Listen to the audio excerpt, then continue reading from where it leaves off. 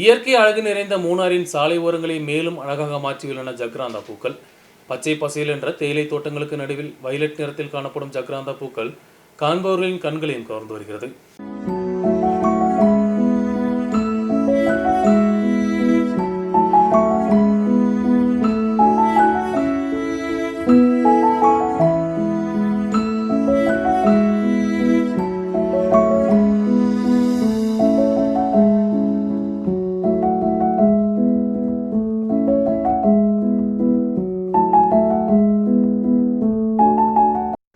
பச்சை பசேல் என்ற தேயிலை காடுகளுக்கு நடுவே வயலட் நிறத்தில் காணப்படும் ஜக்ராந்தா பூக்களின் வசந்த காலம் மூணாரின் ஒரு அழகிய காலங்களாக மாறியுள்ளன. வளர்ந்து பந்தலை போன்று காணப்படும் ஜக்ராந்தா மரங்களில் காணப்படும் பூக்கள் மூணாரின் இயற்கை அழகுக்கு மேலும் அழகாக மாறியுள்ளன. தேயிலை காடுகளின் அருகே அமைந்துள்ள ஜக்ராந்தா மரங்கள் மூணாருக்கு வரும் பயணிகளின் கண்களுக்கு விருந்தாக மாறியுள்ளன.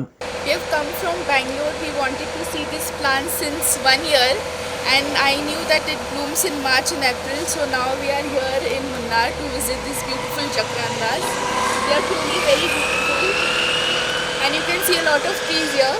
So definitely you should visit Munnar during March and April just to see these plants. மூணாரில் தேயிலை தோட்டங்களில் கொலோனியன் ஆட்சி காலத்தில் ஐரோப்பியவை சேர்ந்தவர்கள்தான் சாலையோரங்களிலும் பங்களாக்களிலும் ஜக்ராந்தா மரங்களை நட்டு வளர்த்தது. பிப்ரவரி முதல் ஏப்ரல் வரையுள்ள மாதங்களில் வறட்சியாக உள்ள காலநிலைக்கு ஒரு அழகை கொடுக்கும் விதத்தில் ஜக்ராந்தா மரங்கள் பூவிடுகின்றன. அதே நேரம் தேசிய நெடுஞ்சாலை நவீனப்படுத்தலின் பாகமாக பள்ளிவாசல் பகுதியில் ஜக்ராந்தா மரங்கள் வெட்டி நீக்குவதற்கான வாய்ப்பை முன்னில் கண்டு ஜக்ராந்தா மரங்களை பாதுகாத்து சாலை நவீனப்படுத்தல் வேலைகள் நடத்த வேண்டும் என்ற கோரிக்கையும் எழுந்துள்ளது.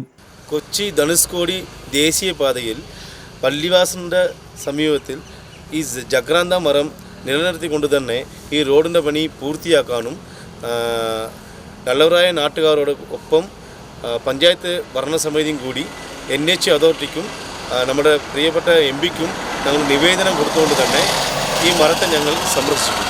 லாட்டின் அமெரிக்காவிலும் கரீபியன் பகுதிகளிலும் வெப்பம் அதிகமுள்ள பகுதிகளிலும் பிக்னோனியேசி வகையை சேர்ந்த 49 வகை பூச்செடிகளில் உட்பட்டதுதான் jacaranda. Selvaraj, news bureau, Adimali.